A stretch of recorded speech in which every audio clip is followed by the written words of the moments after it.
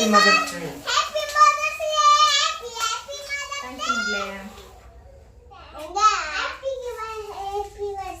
Happy anniversary. ಇದನ್ನು ಕೊಡು. Happy anniversary. Thank you.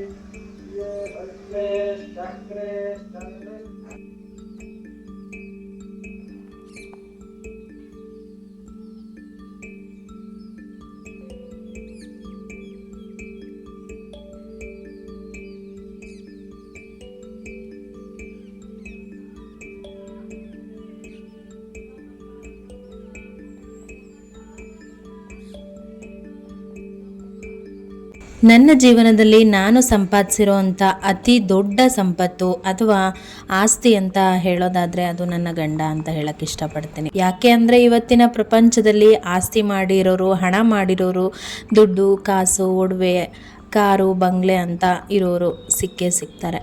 ಆದರೆ ಒಳ್ಳೆ ಮನಸ್ಸು ಒಳ್ಳೆ ಗುಣ ಇರೋವಂಥ ವ್ಯಕ್ತಿ ಸಿಗೋದು ಅತಿ ವಿರಳ.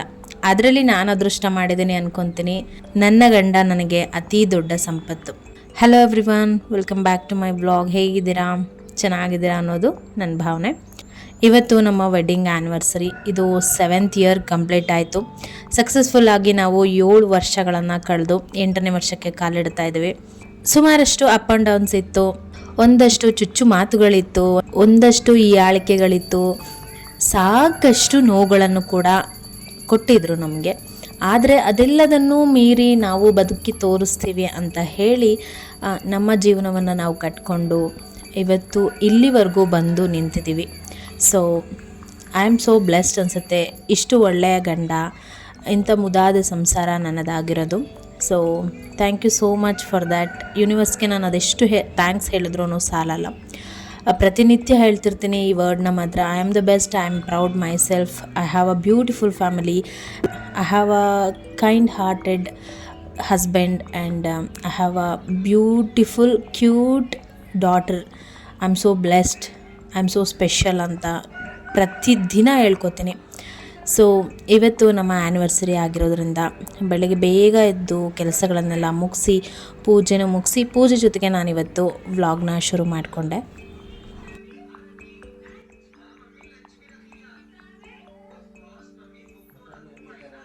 ಪ್ರತಿ ವರ್ಷವೂ ದೇವರಿಗೆ ಪೂಜೆ ಎಲ್ಲ ಮಾಡಿದ ನಂತರ ನಾನು ಹಸ್ಬೆಂಡ್ ಹತ್ರ ಆಶೀರ್ವಾದ ತೊಗೋತೀನಿ. ಅದು ತುಂಬ ಸ್ಪೆಷಲ್ ಮೂಮೆಂಟ್ ಅಂತ ಅನಿಸುತ್ತೆ ನನಗೆ.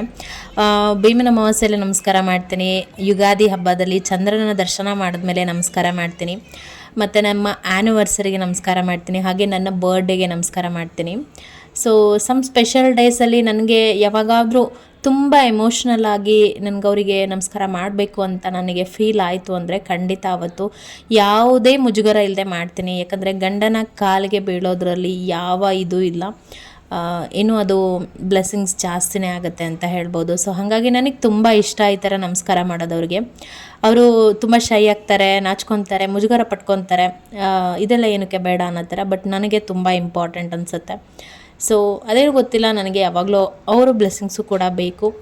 ನನ್ನ ಬರ್ಡೇಗೂ ಕೂಡ ಅಷ್ಟೇ, ನಾನು ಪೂಜೆ ಎಲ್ಲ ಆದ ನಂತರ ಅವ್ರ ಹತ್ರ ಆಶೀರ್ವಾದ ತೊಗೋತೀನಿ. ಸೊ ಹೀ ಸೋ ಸ್ಪೆಷಲ್ ನನಗೆ. ಸೊ ಹಾಗಾಗಿ ಮನೆಯಲ್ಲಿ ಪೂಜೆ ಎಲ್ಲ ಮಾಡಿ ಆಯಿತು. ಸೊ ಇವಾಗ ರಾಯರ ಮಠಕ್ಕೆ ಹೋಗಿ ಬರೋಣ ಅಂತ ಹೇಳಿ ಹೊರಡ್ತಾ ಇದ್ವಿ.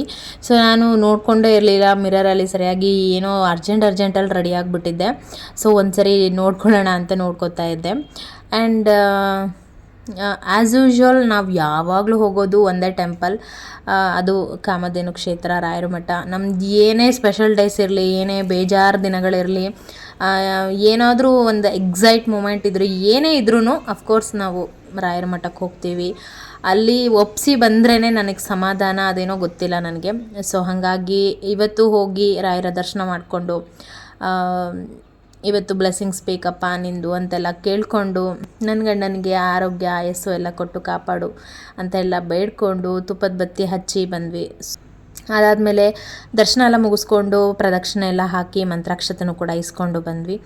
ಸೊ ನನಗೆ ಈ ಮಂತ್ರಾಕ್ಷತೆನ ನಾನು ಯಾವಾಗಲೂ ಕೈಯಲ್ಲಿ ಇಸ್ಕೊಳ್ಳಲ್ಲ. ಈ ರೀತಿ ವೇಲ್ ಇರುತ್ತಲ್ಲ, ನಾನು ಆ ವೇಲಲ್ಲಿ ಸೆರಗು ಥರ ಹಿಡ್ಕೊಂಡು ಇಸ್ಕೊತೀನಿ. ಇದು ನನಗೆ ಹೇಗೆ ಫೀಲ್ ಆಗುತ್ತೆ ಅಂದರೆ, ನಾನು ನಮ್ಮ ಅಪ್ಪನ ಮನೆಗೆ ಹೋಗಿದ್ದೀನಿ, ಅಲ್ಲಿ ನನಗೆ ಮಡ್ಲು ತುಂಬಿದ್ದಾರೆ, ಮಡ್ಲಕ್ಕಿ ತುಂಬಿದ್ದಾರೆ, ಉಡಿ ತುಂಬಿದ್ದಾರೆ ಅಂತ ಫೀಲ್ ಆಗುತ್ತೆ. ಸೊ ಪ್ರತಿ ಸರಿನೂ ಅಷ್ಟೇ, ನಾನು ಈವನ್ ನಾನು ಮಂತ್ರಾಲಯಕ್ಕೆ ಹೋದ್ರೂ ಇದೇ ಥರನೇ ತುಂಬಿಸ್ಕೊಂಡು ಬರ್ತೀನಿ. ನನಗೆ ತುಂಬ ಖುಷಿ ಅನಿಸುತ್ತೆ, ಅದೇನೋ ಗೊತ್ತಿಲ್ಲ. ಸೊ ಹಾಗಾಗಿ ನಾನು ಯಾವಾಗಲೂ ಹೀಗೆ ಇಸ್ಕೊತೀನಿ. ಆ್ಯಕ್ಚುಲಿ ಇದು ಇದೇ ಥರನೇ ಇಸ್ಕೋಬೇಕು, ಕೈಯಲ್ಲಿ ಇಸ್ಕೋಬಾರ್ದು. ಅದಾದ ನಂತರ ಪ್ರಸಾದ ಇತ್ತು, ಪ್ರಸಾದ ತಿನ್ಕೊಂಡ್ವಿ, ಹೊಟ್ಟೆ ತುಂಬ ತಿಂದ್ಕೊಂಡ್ವಿ ಅಂತ ಹೇಳ್ಬೋದು. ಬಿಕಾಸ್ ನಾನು ಬೆಳಗ್ಗೆ ಬ್ರೇಕ್ಫಾಸ್ಟ್ ಪ್ರಿಪೇರ್ ಮಾಡಿರಲಿಲ್ಲ. ಅಫ್ಕೋರ್ಸ್ ಮಠದಲ್ಲಿ ಊಟ ಇರುತ್ತೆ ಅಂತ ಗೊತ್ತು ಸಂಡೇ, ಹಾಗಾಗಿ ಅಲ್ಲಿ ನನಗೆ ಹೊಟ್ಟೆ ತುಂಬ ಊಟ ಮಾಡಬೇಕು ಅನಿಸುತ್ತೆ, ಅದೇನೋ ಗೊತ್ತಿಲ್ಲ. ಪ್ರಸಾದ ಅಂದರೆ ತುಂಬ ಇಷ್ಟ ನನಗೂ, ನನ್ನ ಹಸ್ಬೆಂಡ್ಗೂ ಅಷ್ಟೇ. ಇನ್ನು ಅಲ್ಲೇ ಹೋಗಿ ಪ್ರಸಾದ ಎಲ್ಲ ತಿನ್ಕೊಂಡ್ವಿ. ಅದಾದಮೇಲೆ ನಮಗೆ ಟೈಟಾನ್ ವರ್ಲ್ಡಿಂದ ಇವೆಂಟ್ಗೆ ಇನ್ವೈಟ್ ಮಾಡಿದರು, ಮದರ್ಸ್ ಡೇ ಇವೆಂಟ್ಗೆ. ಸೊ ಅವ್ರಿಗೆ ರೀಸೆಂಟಾಗಿ ಒಂದು ವಾಚ್ ಪರ್ಚೇಸ್ ಮಾಡಿದ್ವಿ. ಸೊ ಹಾಗಾಗಿ ಸುಮಾರಷ್ಟು ಒಂದು 3-4 ವಾಚ್ ಅಲ್ಲೇ ಒಂದೇ ಶಾಪಲ್ಲೇ ಪರ್ಚೇಸ್ ಮಾಡಿದ್ವಿ. ಸೊ ಹಾಗಾಗಿ ಅವರು ಕೂಡ ಈವೆಂಟ್ಗೆ ಇನ್ವೈಟ್ ಮಾಡಿದರು. ಸೊ ಅಲ್ಲಿಗೂ ಹೋಗಿ ಮದರ್ಸ್ ಡೇ ಸೆಲೆಬ್ರೇಷನ್ ಇತ್ತು. ಸೊ ಸೆಲೆಬ್ರೇಷನ್ ಎಲ್ಲ ಮುಗಿಸ್ಕೊಂಡು ಅಲ್ಲೇ ಒಂದು ಹ್ಯಾಂಡ್ ಪ್ರಿಂಟ್ ಎಲ್ಲ ತೊಗೊಂಡ್ರು ಅವರು. ಅದನ್ನು ಫ್ರೇಮ್ ಔಟ್ ಮಾಡಿ ಫ್ರೇಮ್ ಎಲ್ಲ ಮಾಡಿ ಕೊಟ್ಟರು, ತುಂಬ ಚೆನ್ನಾಗಿತ್ತು.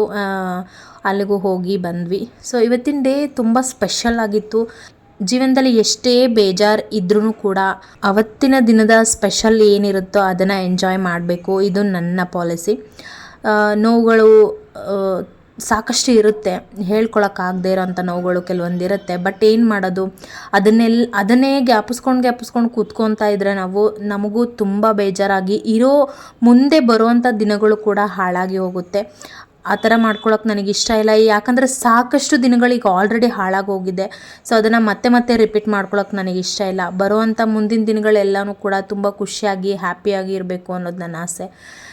ನಾವೇನು ಲೈಫ್ ಬದುಕೋಕ್ಕಾಗಿಲ್ವೋ ಆ ಲೈಫ್ನ ನನ್ನ ಮಗಳಿಗೆ ನಾವು ಪ್ರೆಸೆಂಟ್ ಮಾಡಬೇಕು. ನಾವು ಬದುಕಿದ ರೀತಿಯೇ ನಮ್ಮ ಮಕ್ಕಳು ಬದುಕಬಾರ್ದಲ್ವಾ. ಸೊ ಹಾಗಾಗಿ ಕೆಲವೊಂದು ಕಹಿ ಘಟನೆಗಳನ್ನು ಮರೆತು ಹೊಸ ಸಿಹಿ ಘಟನೆಗಳು ಜೀವನದಲ್ಲಿ ಇನ್ನಷ್ಟು ಮತ್ತಷ್ಟು ಅದ್ಭುತವಾಗಿ ಬರಲಿ ಅಂತ ಹೇಳಿ ವಿಶ್ ಮಾಡಿಕೊಂಡು, ಸೊ ಇವತ್ತಿನ ದಿನನ ತುಂಬ ಸ್ಪೆಷಲಾಗಿ ಕಳೆದ್ವಿ. ಆ ದೇವರಿಗೆ, ಭಗವಂತನಿಗೆ, ಯೂನಿವರ್ಸ್ಗೆ ಎಷ್ಟು ಕೃತಜ್ಞತೆ ಹೇಳಿದಿನೋ ನನಗೆ ಗೊತ್ತಿಲ್ಲ. ಕಣ್ಣು ತುಂಬಿ ಬಂದಿದೆ, ಮನಸ್ಸು ತುಂಬಿ ಬಂದಿದೆ, ಮನಸಾರೆ ಕೃತಜ್ಞತೆ ಸಲ್ಲಿಸಿದ್ದೀನಿ. ಸಂಜೆ ಡಿನ್ನರ್ಗೆ ಹೋಗೋಣ ಅಂತ ಹೇಳಿ ಹಸ್ಬೆಂಡ್ ಹೇಳಿದರು. ಬಟ್ ನನಗೆ ಯಾಕೋ ಇವತ್ತು ಆಚೆ ಹೋಗ್ಬೇಕಂತ ಅನಿಸ್ಲಿಲ್ಲ. ಇದೆಲ್ಲ ಹೋಗಿ ಬಂದಿದ್ದೆ ಅಷ್ಟಕ್ಕೆ ಒಂಥರ ಟಯರ್ಡ್ ಆಯಿತು. ಬೇಡ, ಮನೇಲೇ ಅದ್ಭುತವಾಗಿ ಅಡುಗೆ ಮಾಡ್ತೀನಿ, ಮೊಸೊಪ್ಪು ಮಾಡ್ತೀನಿ, ಸೊ ಊಟ ಮಾಡೋಣ ಸಾಕು ಅಂತ ಹೇಳಿ ಇವತ್ತು ಮನೇಲೇ ಡಿನ್ನರು ಮನೆಗೆ ಬಂದು ಪ್ರಿಪೇರ್ ಮಾಡ್ಕೊಂಡು ಊಟ ಮಾಡ್ಕೊಂಡ್ವಿ. ಸೊ ಇವತ್ತಿನ ದಿನ ತುಂಬ ಚೆನ್ನಾಗಿತ್ತು. ಅದಾದಮೇಲೆ ನಾನು ಮಂಡೇ ಮಾರ್ನಿಂಗ್ ವ್ಲಾಗ್ನ ಮತ್ತೆ ಶುರು ಮಾಡಿಕೊಂಡೆ. ಸೊ ವರ್ಕೌಟ್ ಮಾಡಿದೆ. ಇವಾಗಂತೂ 1.5 ಅವರ್ ಮಿಸ್ ಮಾಡಿದೆ. ಎವ್ರಿ ಡೇ ವರ್ಕೌಟ್ ಮಾಡ್ತಿದ್ದೀನಿ. ಸೊ ನನಗೆ ತುಂಬ ಖುಷಿ ಕೊಡ್ತಿದೆ ಇದು.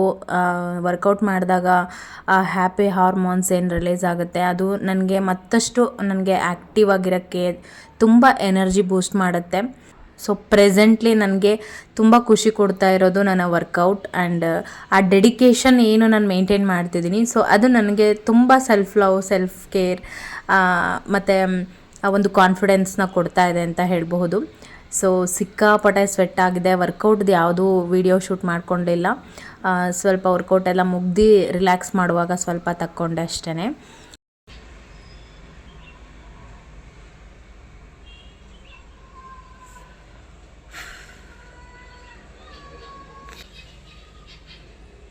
ಎಕ್ಸಸೈಸ್ ಮಾಡುವಾಗ ನಾವು ನಮ್ಮ ಬ್ರೀತಿಂಗ್ನು ಕೂಡ ನಾವು ಅಷ್ಟೇ ಅಬ್ಸರ್ವ್ ಮಾಡ್ತಾ ಇರಬೇಕು. ನಾವು ಇನ್ಹೇಲ್ ಎಕ್ಸೇಲ್ ಏನಿದೆ ಅದನ್ನು ತುಂಬ ಡೀಪಾಗಿ ತೊಗೋಬೇಕಾಗುತ್ತೆ. ಡೀಪಾಗಿ ಉಸಿರು ತೊಗೊಂಡು ಡೀಪಾಗಿ ಉಸಿರು ಬಿಡಬೇಕಾಗುತ್ತೆ. ಸೊ ಅದು ಕೂಡ ತುಂಬ ಇಂಪಾರ್ಟೆಂಟ್. ಅದು ಕೂಡ ಬ್ರೀತಿಂಗ್ ಎಕ್ಸಸೈಸ್ ಅಂತಲೇ ಹೇಳ್ಕೊಡ್ತಾರೆ. ಸೊ ಇದನ್ನೆಲ್ಲ ನಾನು ಆವಾಗವಾಗ ನೆನ್ಪು ಮಾಡ್ಕೊಂಡು ಮಾಡ್ತೀನಿ. ಬಿಕಾಸ್ ಮರ್ತೋಗ್ಬಿಡುತ್ತೆ. ಮೂಗಿಂದ ಉಸಿರು ತೊಗೊಂಡು ಬಾಯಿಂದ ಉಸಿರು ಬಿಡ್ತಾ ಇರಬೇಕು. ಸೊ ಅದು ಸ್ವಲ್ಪ ಕಾಮ್ ಮಾಡುತ್ತೆ. ಯಾಕಂದರೆ ಬಾಡಿ ಫುಲ್ ವರ್ಕೌಟ್ ಮಾಡುವಾಗ ಫುಲ್ ಫೈರ್ ಎಲಿಮೆಂಟ್ ಬಾಡಿಲಿ ಆ್ಯಕ್ಟಿವೇಟ್ ಆಗಿಬಿಡುತ್ತಲ್ಲ. ಸೊ ಹಾಗಾಗಿ ಅದನ್ನು ಕೂಲ್ ಮಾಡಬೇಕು ಮತ್ತು ಬಾಡಿನ ನಾರ್ಮಲ್ ಸ್ಟೇಜಿಗೆ ತರಬೇಕು ಅಂದರೆ ಬ್ರೀತಿಂಗ್ ಎಕ್ಸಸೈಸ್ ಕೂಡ ತುಂಬ ಇಂಪಾರ್ಟೆಂಟ್ ಆಗುತ್ತೆ. ಅದನ್ನು ಕೂಡ ನೆನ್ಪು ಮಾಡಿಕೊಂಡು ಮಾಡ್ತಾ ಇರಬೇಕು. ಮತ್ತು ಬ್ರೀತಿಂಗ್ ಎಕ್ಸಸೈಸಲ್ಲಿ ಎರಡು ಥರ ಇರುತ್ತೆ. ಒಂದು ಮೂಗಿಂದ ಉಸಿರು ತಗೊಂಡು ಬಾಯಿಂದ ಉಸಿರು ಬಿಡ್ತಾ ಇರ್ತೀನಿ. ಮತ್ತು ಇನ್ನೊಂದು ಏನಪ್ಪ ಅಂತ ಹೇಳಿದ್ರೆ ಮೂಗಿಂದ ಉಸಿರು ತಗೊಂಡು ಒಂದು 5 or 6 ಸೆಕೆಂಡ್ ಹೋಲ್ಡ್ ಮಾಡ್ತೀನಿ. ಹೋಲ್ಡ್ ಮಾಡಿ ಆಮೇಲೆ ಬ್ರೀತ್ ಔಟ್ ಮಾಡ್ತೀನಿ. ಮತ್ತೆ ಒಂದು 5 to 6 ಸೆಕೆಂಡ್ ಹೋಲ್ಡ್ ಮಾಡ್ತೀನಿ, ಆಮೇಲೆ ಮತ್ತೆ ಬ್ರೀತ್ ಇನ್ ಮಾಡ್ತೀನಿ. ಸೊ ಈ ರೀತಿ 2 ಟೈಪು ನಾನು ಬ್ರೀತಿಂಗ್ ಎಕ್ಸಸೈಸ್ ಮಾಡ್ತಿದ್ದೀನಿ. ಸೊ ಇದು ಕೂಡ ಅಷ್ಟೇ ನಮ್ಮ ಸ್ಟ್ರೆಸ್ ಮತ್ತು ಆ್ಯಂಗ್ಸೈಟಿ, ಒಂಥರ ಏನಂತಾರೆ ಡಿಪ್ರೆಷನ್ ಮನಸ್ಸಿರುತ್ತಲ್ವ, ಅದನ್ನು ಕೂಡ ಕಡಿಮೆ ಮಾಡುತ್ತೆ. ಸೊ ನಾನಿದು ಎರಡನ್ನು ಮಾತ್ರ ಎವ್ರಿ ಡೇ ಟ್ರೈ ಮಾಡ್ತಿದ್ದೀನಿ. ವರ್ಕೌಟ್ ಎಲ್ಲ ಆದಮೇಲೆ ಮೆಡಿಟೇಷನ್ ಮಾಡ್ತೀನಲ್ಲ, ಸೊ ಅವಾಗ ಒಂದು ಸ್ವಲ್ಪ ಹೊತ್ತು ಈ ಬ್ರೀತಿಂಗ್ ಎಕ್ಸಸೈಸ್ನ ಮಾಡಿಬಿಟ್ಟು ಆಮೇಲೆ ಮೆಡಿಟೇಷನ್ ಮಾಡ್ತಿದ್ದೀನಿ. ಸೊ ಇವಾಗ ನಾನಿಲ್ಲಿ ಟ್ಯಾಪಿಂಗ್ ಮೆಥಡ್ನ ಮಾಡ್ತಾಯಿದ್ದೀನಿ. ಟ್ಯಾಪಿಂಗ್ ಮೆಥಡ್ ಮಾಡೋದ್ರಿಂದನೂ ಅಷ್ಟೇ ನಮಗೆ ತುಂಬಾ ಬೆನಿಫಿಟ್ಸ್ ಇದೆ. ಫಸ್ಟ್ ಹೇಳಬೇಕು ಅಂತಂದರೆ ನಮ್ಮ ಬ್ರೈನ್ ಆ್ಯಕ್ಟಿವೇಟ್ ಆಗುತ್ತೆ. ಸೊ ಇವಾಗ ನಿದ್ದೆಯಿಂದ ಎದ್ದಾಗ ನೋಡಿ ನಮಗೆ ಕೆಲವೊಂದು ನೆನಪಿರುತ್ತೆ, ಕೆಲವೊಂದು ಮರ್ತೋಗಿರುತ್ತೆ. ನೆನ್ನೆ ಹೌದಲ್ವಾ ಹೇಳಿದ್ರಲ್ವಾ, ಅಯ್ಯೋ ನೆನ್ನೆ ಅಂದ್ಕೊಂಡೆ ಬಟ್ ಇವತ್ತು ಮರ್ತೋಯ್ತು ಅಂತ ಹೇಳಿ ಅನ್ಕೊತಾ ಇರ್ತೀವಿ. ಸೊ ಸಮ್ ಕೇಸಸಲ್ಲಿ ನಾವು ಮರ್ತೋಗ್ಬಿಡ್ತೀವಿ. ಸೊ ಬ್ರೈನ್ನ ನಾವು ಆ್ಯಕ್ಟಿವೇಟ್ ಮಾಡ್ಕೋಬೇಕು. ಇವತ್ತಿನ ದಿನಕ್ಕೆ ನಮ್ಮ ಬ್ರೈನ್ನ ನಾವು ಸೆಟ್ ಮಾಡ್ಕೋಬೇಕು. ಸೊ ಟ್ಯಾಪಿಂಗ್ ಮೆಥಡ್ ಮಾಡೋದ್ರಿಂದ ನಮ್ಮ ಬ್ರೈನ್ ಕೂಡ ಆ್ಯಕ್ಟಿವೇಟ್ ಆಗುತ್ತೆ. ಮತ್ತು ನಮ್ಮ ವೇಗಸ್ ನರ್ವ್ಸ್ ಏನಿದೆ, ಸೊ ಅದನ್ನು ಕೂಡ ನಾವು ಆ್ಯಕ್ಟಿವೇಟ್ ಮಾಡ್ಕೋಬೋದು ಈ ಟ್ಯಾಪಿಂಗ್ ಮೆಥಡಿಂದ. ಸೊ ಹಾಗಾಗಿ ಟ್ಯಾಪಿಂಗ್ ಮೆಥಡ್ ಮಾಡುವಾಗಲೇ ನಿಮಗೆ ಗೊತ್ತಾಗ್ಬಿಡುತ್ತೆ ನಾವು ನಮ್ಮ ಆಕ್ಯುಪ್ರೆಷರ್ ಪಾಯಿಂಟ್ಸ್ ಎಲ್ಲೆಲ್ಲಿದೆಯೋ ಅಲ್ಲೆಲ್ಲ ಟ್ಯಾಪ್ ಮಾಡ್ತಾ ಇರ್ತೀವಿ. ನಮ್ಮ ಹೋಲ್ ಬಾಡಿನ ನಾವು ಟ್ಯಾಪ್ ಮಾಡಿ ಮಾಡಿ ಇವತ್ತಿನ ದಿನಕ್ಕೆ ರೆಡಿ ಮಾಡ್ತಾ ಇರೋ ಥರ ಮೆಥಡ್ ಇದು. ಸೊ ಇದನ್ನು ಟ್ಯಾಪಿಂಗ್ ಮೆಥಡ್ ಅಂತೀವಿ. ಇದನ್ನು ಅಷ್ಟೇ ನಾವು ತುಂಬ ಪ್ರೀತಿಯಿಂದ ಲವ್ವಿಂದ ಮಾಡಬೇಕು, ಸೆಲ್ಫ್ ಲವ್ ಇಂದ ಮಾಡಬೇಕು. ದೇಹದಲ್ಲಿರುವಂಥ ಭಾಗಗಳನ್ನು ನಾವು ಟ್ಯಾಪ್ ಮಾಡಿ ಮಾಡಿ ಅದಕ್ಕೆ ಒಂದು ಆ್ಯಕ್ಟಿವೇಶನ್ನ ಕೊಡ್ತೀವಿ.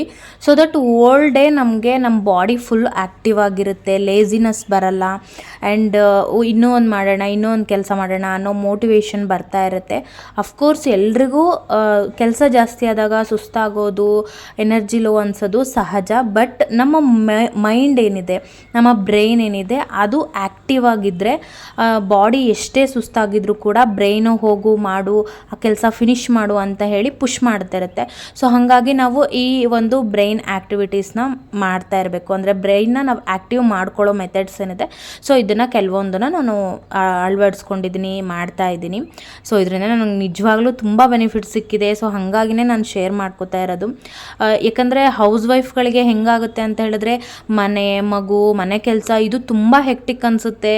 ಇದು ನಿಜವಾಗ್ಲೂ ಯಾರೂ ಕನ್ಸಿಡರ್ ಮಾಡಲ್ಲ, ಯಾರೂ ಇದ್ರ ಬಗ್ಗೆ ಅಬ್ಸರ್ವ್ ಮಾಡಲ್ಲ, ಯಾರೂ ಇದ್ರ ಬಗ್ಗೆ ಮಾತು ಕೂಡ ಆಡಲ್ಲ.